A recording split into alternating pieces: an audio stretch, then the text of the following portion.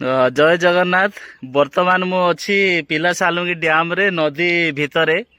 ଆଉ ଆପଣ ମାନେ ତ ବହୁତ ବଡ ବଡ ଜାଗାରେ ପହଁରିଥିବେ ସମୁଦ୍ରରେ, ତା ସହିତ ଆପଣ ବଡ ବଡ ଝରଣା ରହିଛି ସେଠି ଆପଣ ନିଶ୍ଚିତ ଭାବରେ ବୁଲାବୁଲି କରିଥିବେ। ଆଉ ଏଇଟା ହଉଛି ଆମ ଗାଁର ଦୃଶ୍ୟ ଯୋଉଟା ସୌନ୍ଦର୍ଯ୍ୟ ପାଇଁ ସମସ୍ତେ ପସନ୍ଦ କରନ୍ତି ଏବଂ ଏଇ ଡ୍ୟାମ ଦେଖିବା ପାଇଁ ବହୁତ ଲୋକ ଆସନ୍ତି। ଆଉ ଡଙ୍ଗାରେ ବସିବା ପାଇଁ ମଧ୍ୟ ବହୁତ ଲୋକ ଆମକୁ କହିଥାନ୍ତି। ଆଉ ଯୋଉ ସାଙ୍ଗମାନେ ବି ଦେଖୁଛନ୍ତି ଭିଡିଓଟା ଲାଇକ୍ କରିବେ, କମେଣ୍ଟରେ ବି ମତେ କହିବେ। ଆଉ ଯଦି ଆପଣଙ୍କୁ ଇଚ୍ଛା ଲାଗିବ ଯେ ସିଧି ଡ୍ୟାମ ରେ ଆମେ ଡଙ୍ଗାରେ ବୁଲିବା, ମତେ କମେଣ୍ଟ କରିବେ ଆଉ ଆପଣ ମେସେଜ କରିବେ।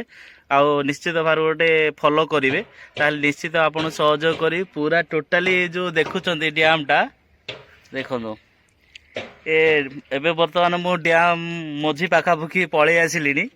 ଆଉ ଡ୍ୟାମ ର ଚାରିଆଡେ ଆପଣ ଯୋଉଠି ବି କହିବେ ସେଠି ବୁଲେଇବି। ଆଉ ଯୋଉଟା ଇଣ୍ଟରେଷ୍ଟିଂ ବହୁତ ଲାଗେ, ଯୋଉ ଆରପଟ ଜଙ୍ଗଲ ଟା, ସେ ଜଙ୍ଗଲ ବି ଆପଣଙ୍କୁ ବୁଲେଇବି।